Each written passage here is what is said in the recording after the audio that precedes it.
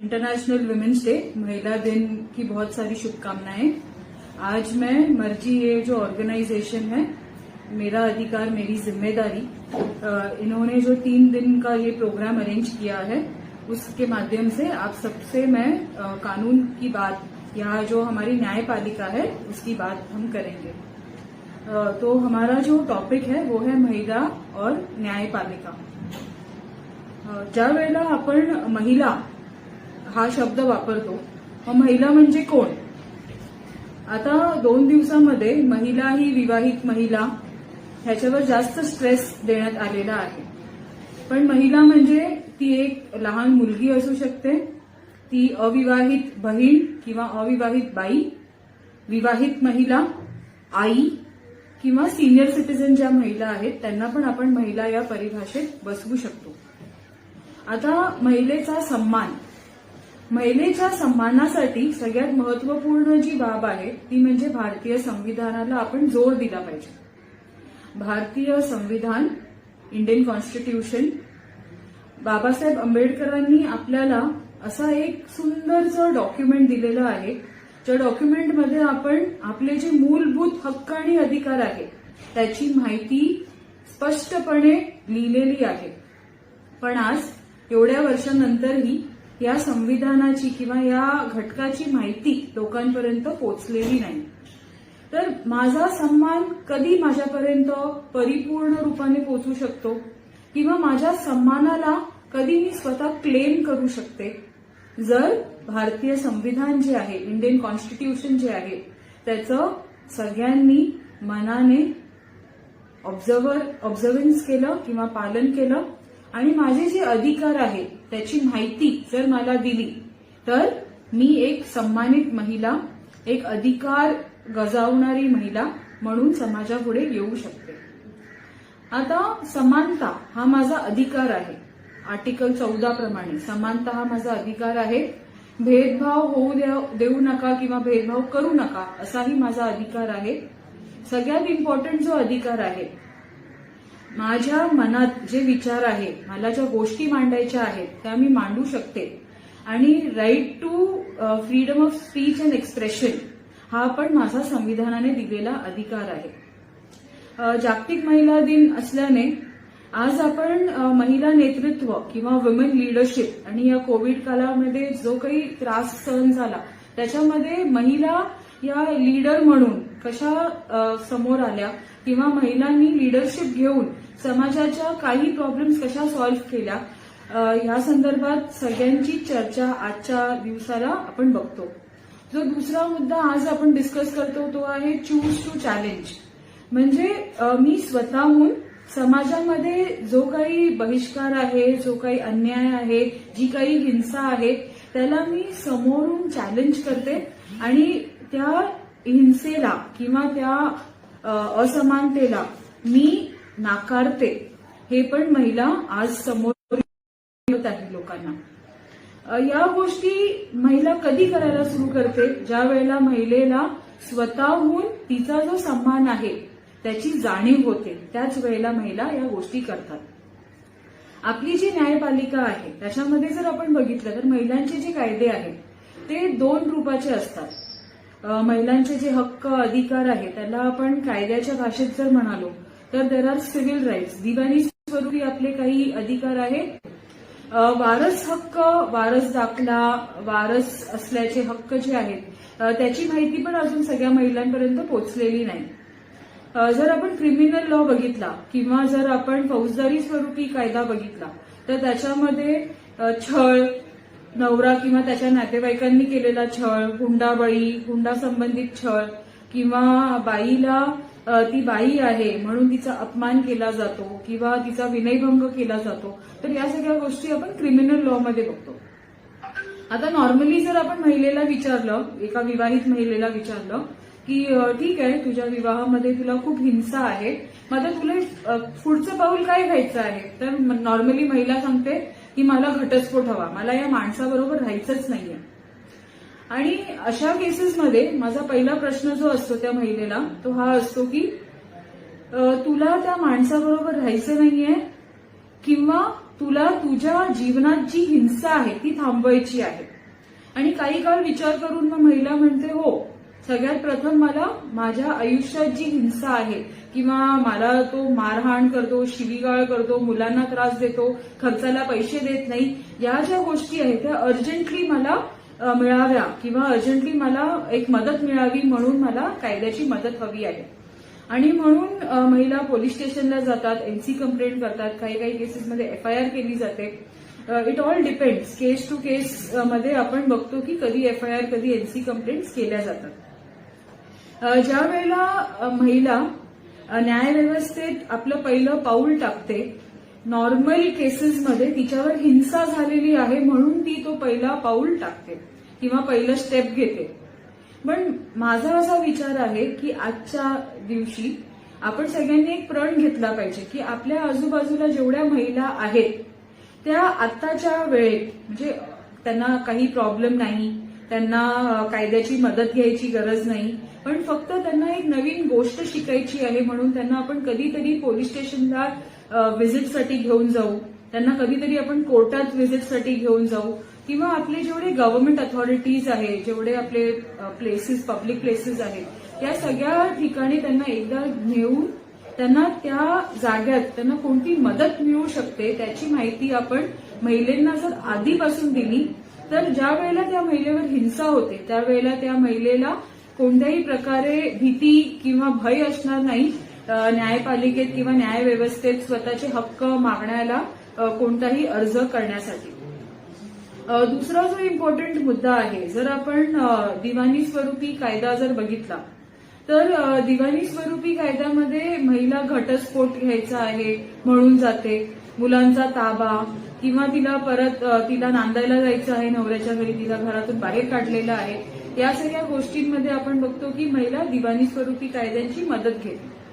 आता आपण मुंबईमध्ये राहतो आणि मुंबईमध्ये जर आपल्याला कोर्टाची ओळख द्यायची असेल लोकांना तर नॉर्मली फॅमिली कोर्ट म्हणजे घटस्फोटासाठी आपण ज्या कोर्टात जातो, ताब्यासाठी ज्या कोर्टात जातो, पोटगीसाठी ज्या कोर्टात जातो त्या कोर्टाला आपण फॅमिली कोर्ट असं म्हणतो.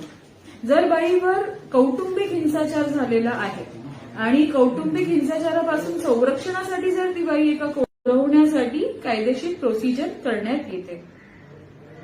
आता दुसरा मुद्दा जर आपण बघितला तर ज्या सिनियर सिटीजन महिला आहेत, ज्या वरिष्ठ नागरिक आहेत, ज्येष्ठ नागरिक आहेत, अशा महिला या कोविड काळामध्ये सगळ्यात जास्त हिंसा अशा महिलांवर झालेली आहे.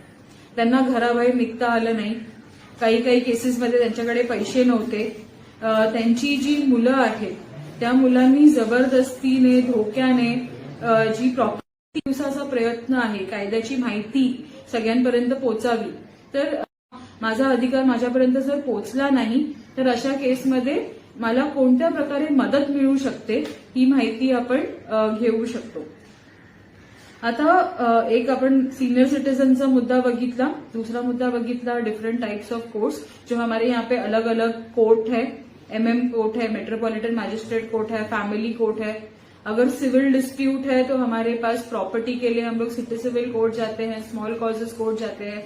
और अगर इन कोर्ट्स के आदेशों से हम खुश नहीं है तो हम आगे चल के जो हाई कोर्ट है वहां पर जा सकते हैं, और उसके भी आगे अगर हमें जाना है तो हमारे पास सुप्रीम कोर्ट है. तो ये अलग अलग हमारे सामने कोर्ट्स है. कई बार जब हम लोगों से कहते हैं कि आपके ये हक है, आपके ये अधिकार है और ये अधिकार आपको पहुंचाने के लिए हमारे पास ये न्याय व्यवस्था है, हमारे पास पुलिस है, हमारे पास कोर्ट है, DV एक्ट में देखेंगे तो प्रोटेक्शन ऑफिसर है, संरक्षण अधिकारी है. ये सब एक ही यात्रा में है या उनका एक ही उद्देश्य है कि हमारे जो हक है हमारे साथ न्याय होना चाहिए.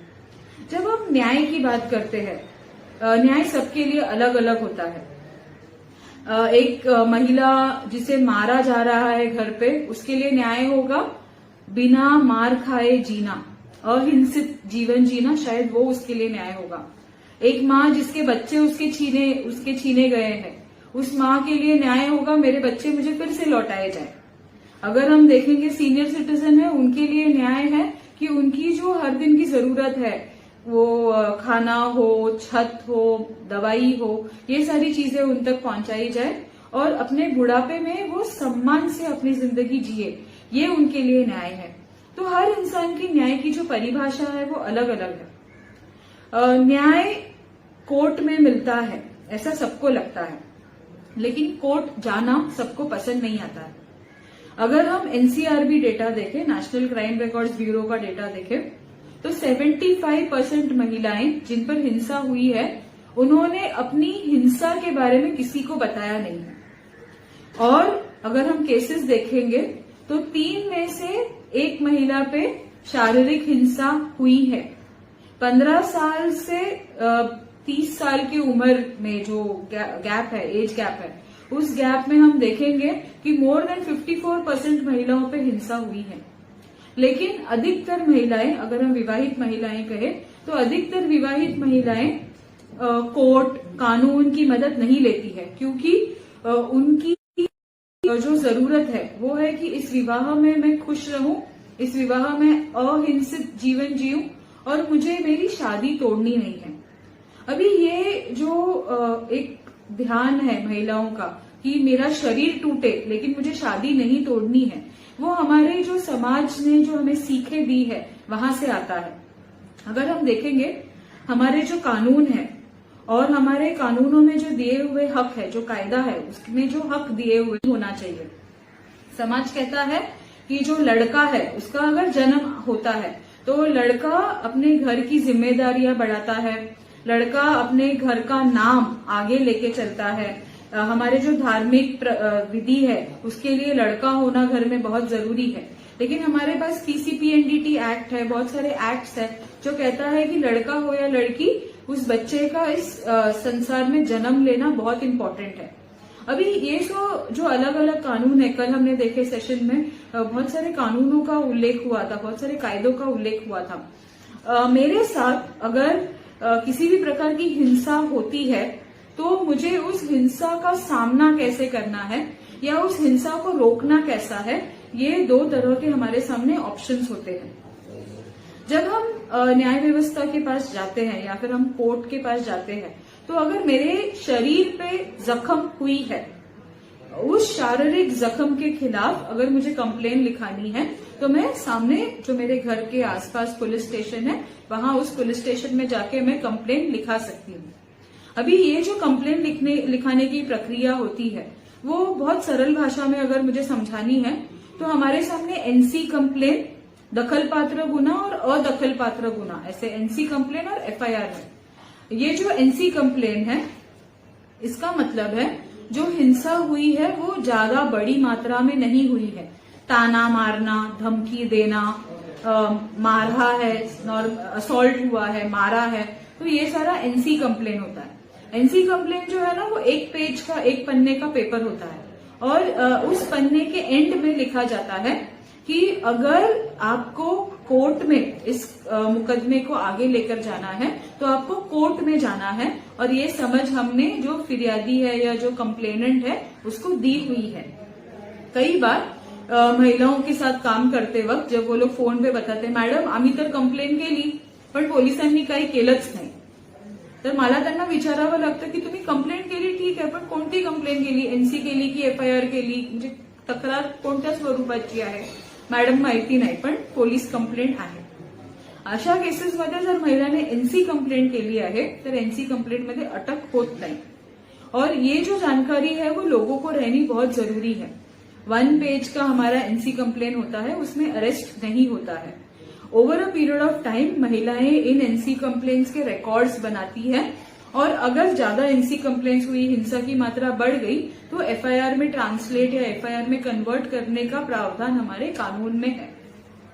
अभी जैसे मैंने आपसे कहा कि मारहान हुई है, तो किसी ने अगर हाथ से आपको मारा तो वो शायद एक नॉर्मल एक असॉल्ट होगा, तो 323 में वो एक एनसी कंप्लेन बनेगा। लेकिन कोई आपको कुर्सी आप पे पटकता है, कोई आपको बैट लेकर, बांबू लेकर, हॉकी स्टिक लेकर मारता है, तो वो फिर कलम 324 होता है। अभी 324 कलम में क्या होगा, एफआईआर होगा। मेरे पास एक केस आया था और उस केस में ये जो लड़की है उसके ससुराल वालों ने हॉकी स्टिक से उसे मारा था, और उसे हॉकी स्टिक से उसके सर पे मारने से वो बेहोश हो गई। तो तुरंत पुलिस ने 324 का एफआईआर किया, उसके साथ दूसरे कलम जोड़े और जो हिंसक व्यक्ती है, जो आरोपी है, उन्हें अरेस्ट किया, कॉपी घ्या आणि पोलीस स्टेशनला ही कंप्लेंट दिल्यावर त्यांचं स्टॅम्प घ्या, त्यांचं एक्नॉलेजमेंट घ्या की आम्ही ही तक्रार दिलेली आहे. आपण का या प्रकारे एक डॉक्युमेंट घेतो त्यांच्याकडनं? कारण का तुम्ही तक्रार द्यायला गेलात पण पोलिसांनी तक्रार घेतली नाही, ह्याचा कुठेही रेकॉर्ड होता की ह्याच्या आधी पण मी पोलीस स्टेशनला गेलेली, पोलिसांनी माझी तक्रार घेतली नाही म्हणून मी स्वतःहून त्यांना अशी या तक्राराबद्दल, या घटनेबद्दल माहिती दिलेली आहे आणि त्याची एक प्रत माझ्याकडे आहे. ये क्रिमिनल लॉ रिलेटेड है. अभी कई बार महिलाएं कहती है कि बहुत सालों से मेरा कोर्ट में केस चल रहा है मैडम, लेकिन कुछ होता ही नहीं है कोर्ट में. तो जब हम कहते हैं ना कि कोर्ट में केस चल रहा है, तो कोर्ट में सिविल केस जब चलती है तो उसका जो प्रोसीजर है वो सीपीसी यानी अलग प्रोसीजर है और क्रिमिनल प्रोसीजर है उसका अलग प्रोसीजर होता है. तो एक बार जब एफआईआर दर्ज होता है, आरोपी अटक हो जाता है, फिर आरोपी जामीन के लिए अप्लाई करता है, उसके बाद चार्जशीट होती है और उसके बाद आपका केस 2-3 साल बाद ही कोर्ट में खड़ा होगा. अभी अगर हमें कानूनन भाषा में समझना है तो कई बार लोग कहते हैं कि मैंने तो कंप्लेन की है लेकिन अभी मुझे इस कंप्लेन को वापस लेना है क्योंकि हमारे बीच में सुलह हुई है. तो उसके लिए कानूनी भाषा में कंपाउंडेबल और नॉन कंपाउंडेबल ऑफेंस है. इसका मतलब कुछ केसेस में सेटलमेंट हो सकता है जहां दोनों पक्षकार, जो आरोपी है, फिरियादी है, आपस में सुलह करके सेटल कर सकते हैं, जो अधिकतर शादी से संबंधित गुनाहों में होता है. और कई केसेस में ऐसा सेटलमेंट पॉसिबल नहीं होता है, तो उस केस में हमें कोर्ट से ही आदेश लेने पड़ते हैं. अभी जब एनसी कंप्लेन होता है तो कई बार कार्रवाई नहीं होती है. अब महिला ने बहुत सारे कंप्लेन किए फिर भी कार्रवाई नहीं हुई है, फिर आपको सामने से प्राइवेट कंप्लेन कोर्ट में फाइल करना पड़ता है, फिर कार्रवाई होती है. तो ये सिंपल भाषा में आपको अगर समझाना है कि कोर्ट प्रोसीजर क्या है. कई बार महिलाओं को नोटिस आता है, सामने वाला वकील, हस्बैंड का वकील, बेटे का वकील, भाई का वकील नोटिस भेजता है. अगर आपको किसी भी प्रकार की नोटिस मिलती है तो उस नोटिस के एंड में जहां पे वकील साइन करता है उसके 2-3 लाइन ऊपर एक टाइम लाइन रहता है कि आपको इस नोटिस का जवाब 15 दिन में या 1 हफ्ते में या 1 महीने में देना जरूरी है. मैं कहना चाहूंगी कि आपका जो जवाब है, आपको जो कहना है उन आरोपों के बारे में, उसे आप लिखकर उस टाइम के पीरियड में या उस टाइम के दौरान प्लीज भेजिए.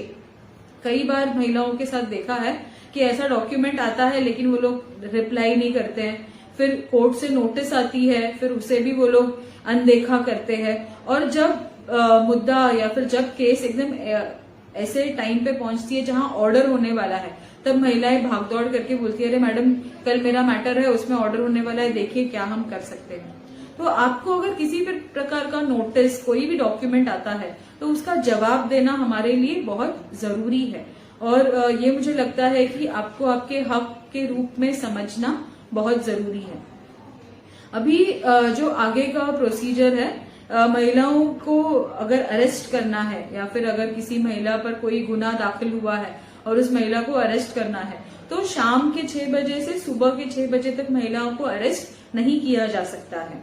महिला को अरेस्ट करना है, महिला की छानबीन करनी है तो एक वुमेन पुलिस कांस्टेबल का, एक महिला पुलिस का वहां होना बहुत जरूरी है. अगर महिला के साथ छोटे बच्चे हैं, 5 साल के कम के बच्चे हैं और 5 साल से छोटे बच्चों को महिला अपने साथ अगर उसे जेल लेकर जाते हैं तो महिला उन बच्चों को अपने साथ जेल लेकर जा सकती है. 5 साल के ऊपर के जो बच्चे हैं तो उन्हें मां के साथ नहीं भेजा जाता है. ये क्रिमिनल लॉ से संबंधित कुछ बातें हैं.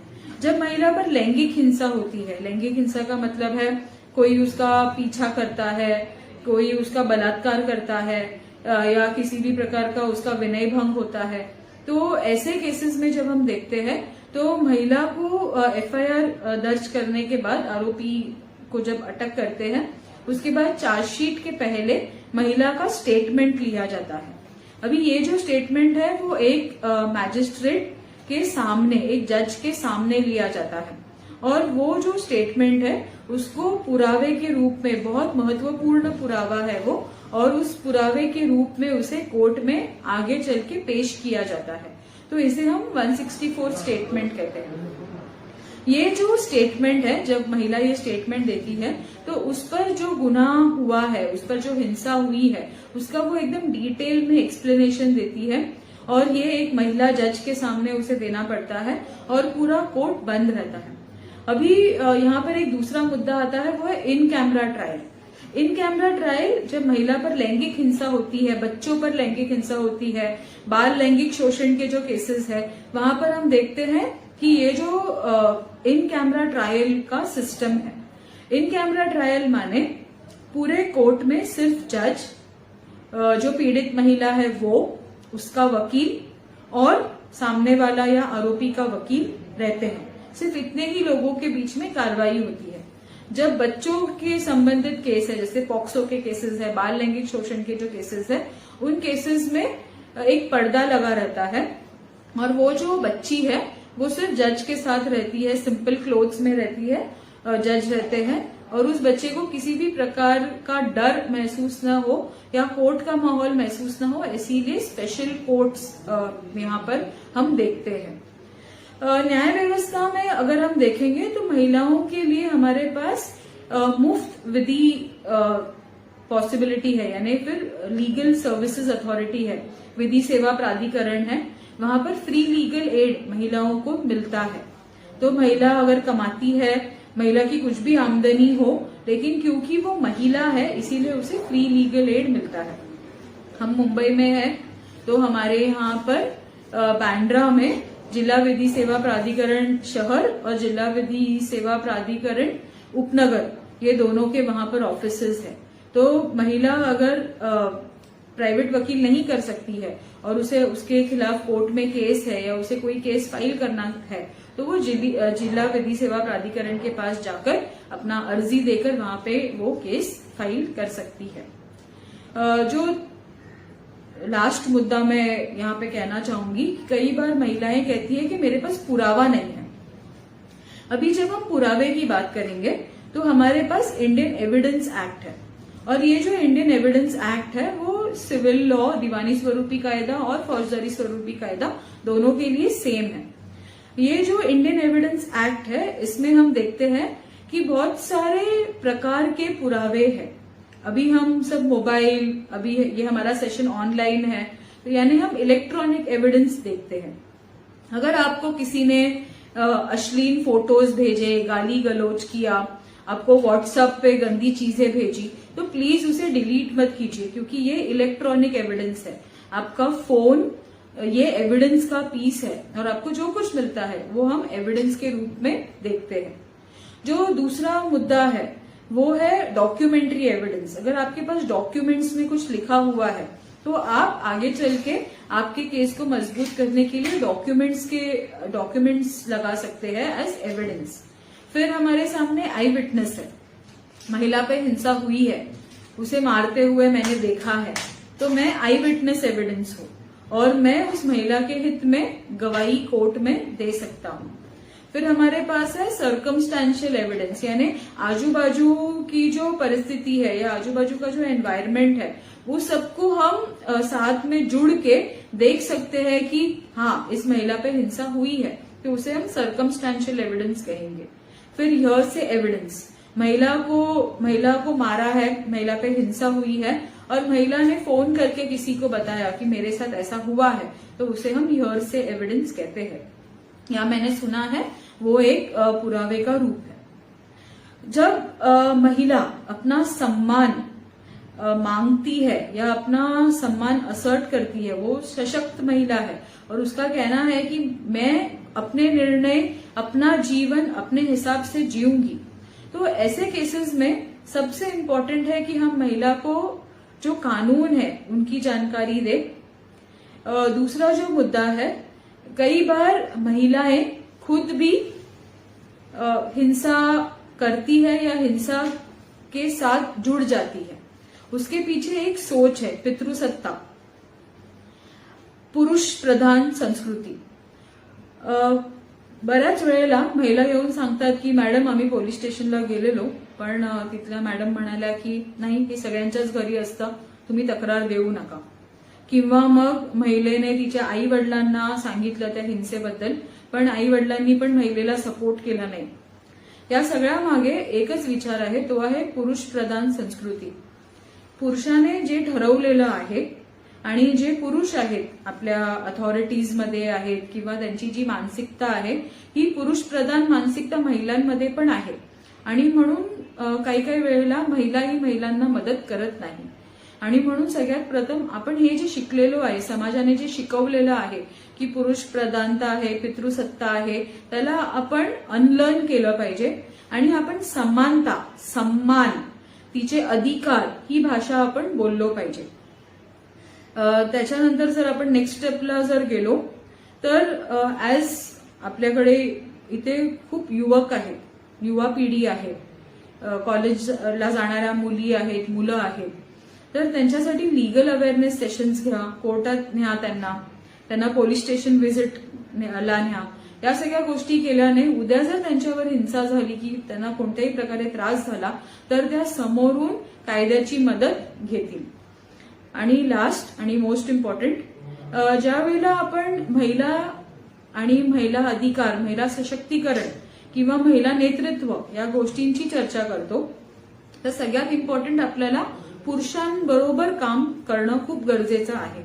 कारण का माझा असा विचार आहे की समाजामध्ये समानता आणण्यासाठी फक्त महिलांसाठी सेशन्स किंवा फक्त महिलांसाठी ट्रेनिंग करणं योग्य नाही, पण महिला आणि पुरुष सगळ्यांनी, दोघांनी जर एकत्र या लढ्याला सामना केला किंवा या लढाईमध्ये जर आपण एकत्र आलो तर नक्कीच आपला जो समाज आहे तो संविधानाने दिलेला समाज किंवा समानतेचा समाज, असा समाज जिथे आपण जीवन किंवा आपलं जे राईट टू लाईफ आहे, जगण्याचा जो अधिकार आहे, त्याला आपण पूर्ण रूपाने जगतो.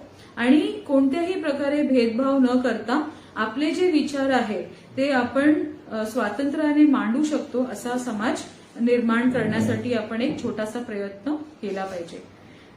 काही प्रश्न असतील तर आपण घेऊ शकतो.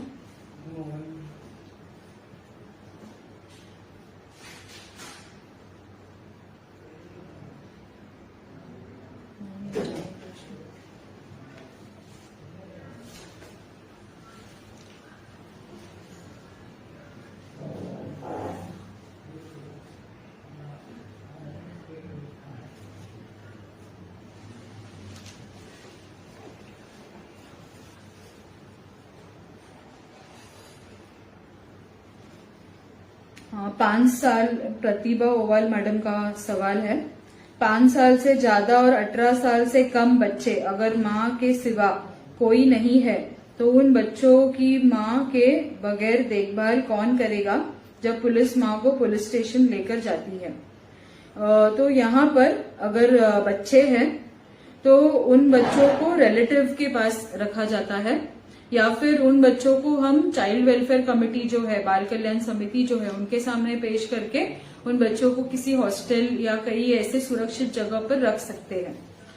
ये जो मैंने कहा था कि हम जेल की बात करते हैं, अगर उन्हें किसी भी प्रकार लेकर गए हैं, उनकी जामीन नहीं हुई है, तो हमारे यहाँ पर जो बैकला जेल है वहां पर अभी भी बच्चे हैं जो अपनी माँ के साथ है, जो 5 से कम उम्र के हैं. जो 5 से ज्यादा उम्र के बच्चे हैं तो उन्हें किसी हॉस्टल में या किसी बोर्डिंग में एज सीडब्ल्यूसी मेंबर सीडब्ल्यूसी वहां पर उन बच्चों को रखते हैं. और कोई सवाल? ठीक है.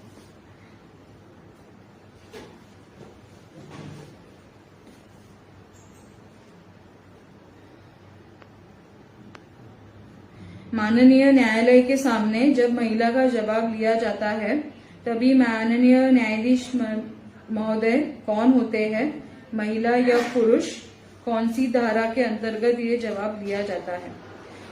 महिला का जब जवाब लिया जाता है, जब हम लैंगिक हिंसा की बात करते हैं या फिर अगर हम लैंगिक हिंसा से जुड़ी हुई जो कंप्लेन है उसकी बात करते हैं, तो उस केस में हम देखते हैं कि महिला होती है, वहां पर न्यायाधीश जो जज है वो महिला होती है और महिला का जो जवाब है वो एक महिला जज के सामने ही लिया जाता है।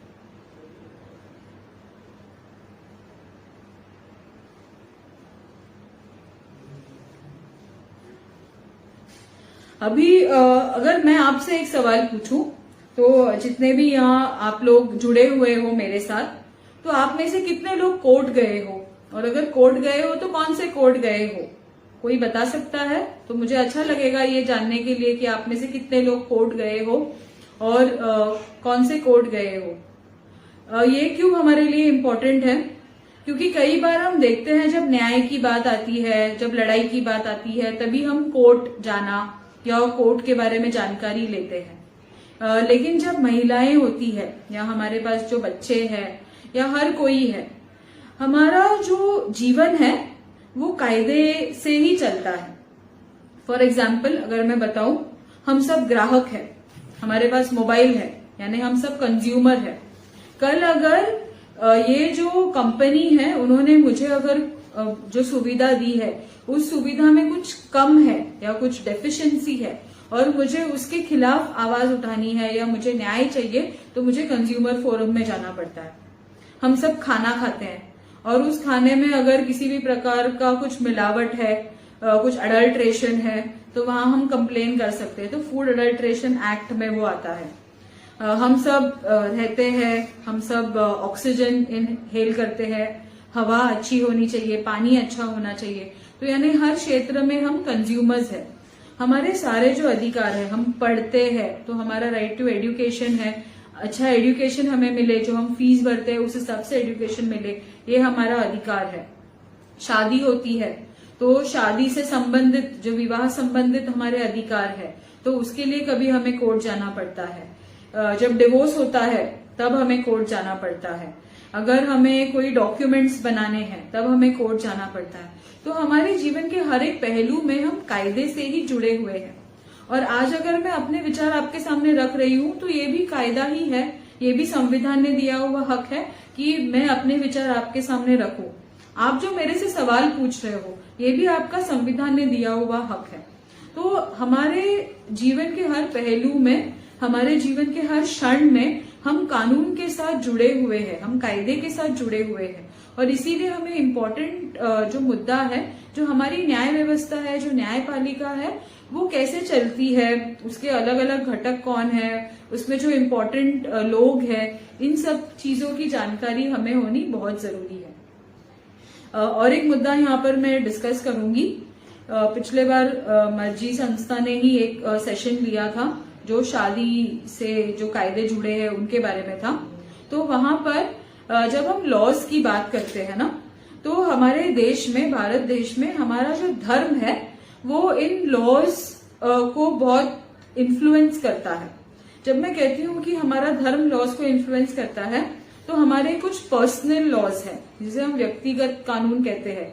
ऐसे कानून जो मुझ पे लागू होते हैं क्योंकि मैं एक धर्म का इंसान हूं या एक धर्म को मैं पालती हूं। और कुछ ऐसे कानून हैं जो बिना धर्म को आगे रखे हुए माने जाते हैं, जिन्हें हम सेक्युलर लॉज कहते हैं। इन लॉज में धर्म से संबंधित किसी भी प्रकार की कोई बात आगे नहीं आती है। फॉर एग्जाम्पल, अगर एक विवाह होना है और ये विवाह करने वाले जो लड़का है और लड़की है दोनों भी हिंदू है, तो उनकी जो शादी है वो हिंदू विवाह अधिनियम के हिसाब से या हिंदू विवाह कायदा के हिसाब से होगी।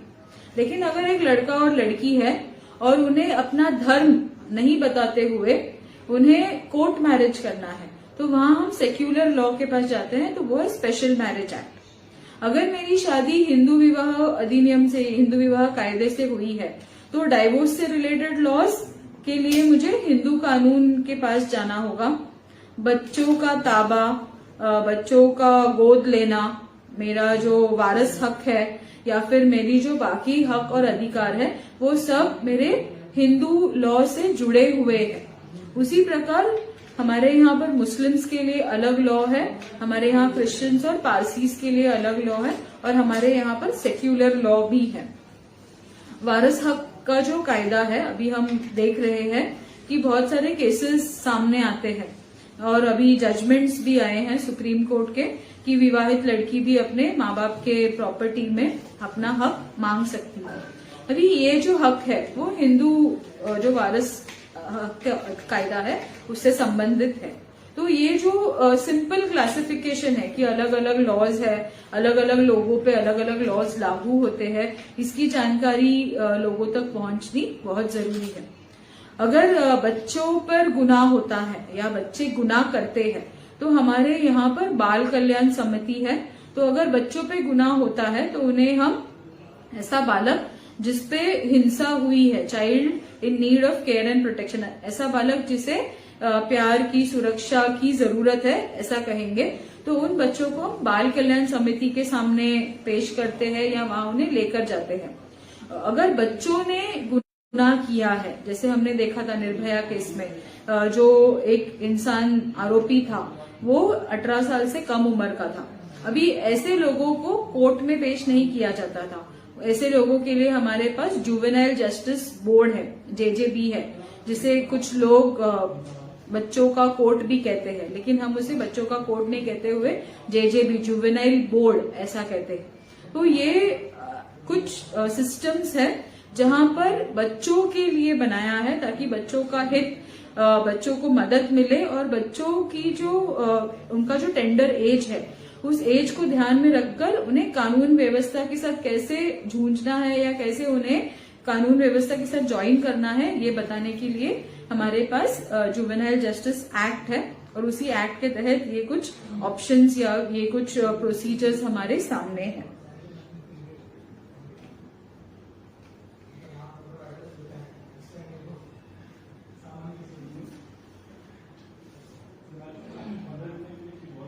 पिता ने लड़की पे अत्याचार किया और वो केस कल्याण कोर्ट में चल रहा है। ठीक है, अभी कल एक जो लॉ मैडम ने कवर किया था वो था घरेलू हिंसा से महिला को सुरक्षा देने वाला कानून। अभी ये जो एक्ट है डीवी एक्ट जिसे हम कहते हैं, तो डीवी एक्ट में अगर हम देखेंगे तो ये जो लीगल सिस्टम है ना वो थोड़ा डिफरेंट है। डीवी एक्ट में अगर महिला पे हिंसा होती है तो वो महिला सुरक्षा अधिकारी, संरक्षण अधिकारी, प्रोटेक्शन ऑफिसर के पास जा सकती है।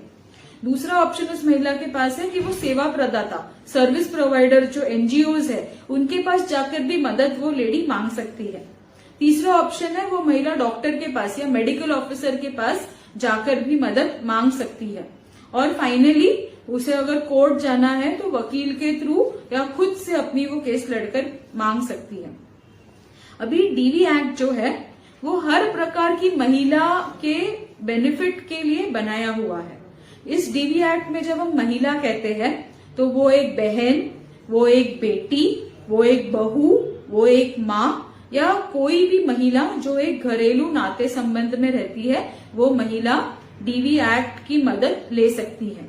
तो जैसा अभी मैडम ने क्वेश्चन किया है कि पिता ने लड़की पे अत्याचार किया था, तो ये कौन से प्रकार का अत्याचार है? क्या वो शारीरिक अत्याचार है या शाब्दिक हिंसा है या फिर आर्थिक हिंसा है, भावनिक हिंसा है? तो ये सारा क्वालिफाई होगा अंडर डीवी एक्ट। अगर वो लैंगिक हिंसा है तो उसे हम जो क्रिमिनल लॉ है, जो इंडियन पीनल कोड है, आईपीसी के कलम वहां लागू होंगे। और अगर ये लड़की 18 साल से कम उम्र की है तो पॉक्सो एक्ट यहाँ पर लागू होगा।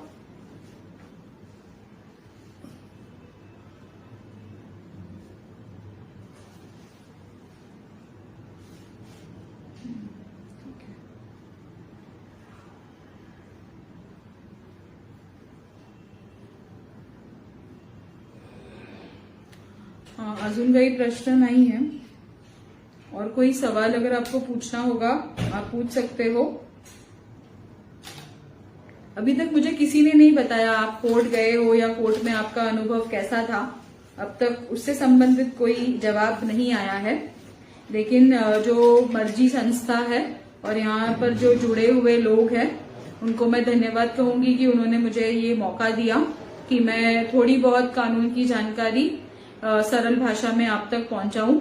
और आप सभी से मैं यही अनुरोध करूंगी कि ये जो जागतिक महिला दिन है वो सिर्फ महिलाओं का दिन नहीं है, लेकिन इसकी शुभकामनाएं मैं हर उस पुरुष को दूंगी जिसने महिला की मदद की है जिसने इस समाज में महिला को समानता मिले, सम्मान मिले, उस कोशिश में जुड़े हुए हैं। खास करके मेरे जीवन में 2 पुरुष जिन्होंने इस पूरी यात्रा में मेरा सहयोग दिया है, वो एक मेरे पापा है जो अभी यहाँ उपस्थित है, और जिनके प्रोत्साहन के बिना आज मैं ऐसी महिला नहीं बन सकती जो दूसरों के लिए आवाज उठा पाऊं। तो बचपन से लेके अब तक एक प्रोत्साहन उन्होंने दिया है। तो इसीलिए जब भी मैं विमेन्स डे के विशेष करती हूँ तो महिला और पुरुष दोनों को करती हूँ।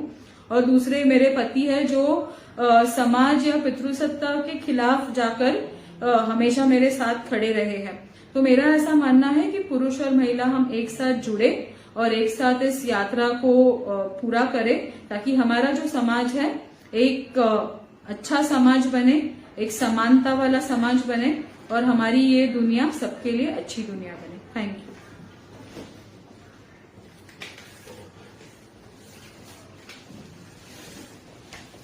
एंड